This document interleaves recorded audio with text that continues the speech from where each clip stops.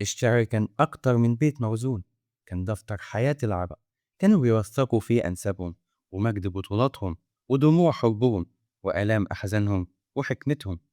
أما الشعر فكان أكتر من مجرد صوت، كان ناطق حكمة القبيلة، سفيرها في كل مواجهة، وصوت يمتد قوته أبعد من حد السيف، لأنه كان بيحمل كلمات تسرع في القلوب كما تسرع الرماح في الجسد.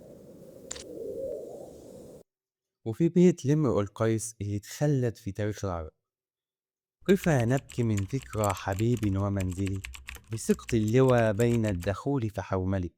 امرؤ القيس أمير الشعر اللي بيبدأ قصيدته بالوقوف على الأطلال، وما كانش واقف بس على بقايا حطام، لكن كان واقف على كل آلام الحب وعلى كل خسارة في حياته. بعد مقتل أبوه حجر الكندي اللي خلاه يلف القبائل يطلب بثأره بجمال كلماته وقوة بلاغته.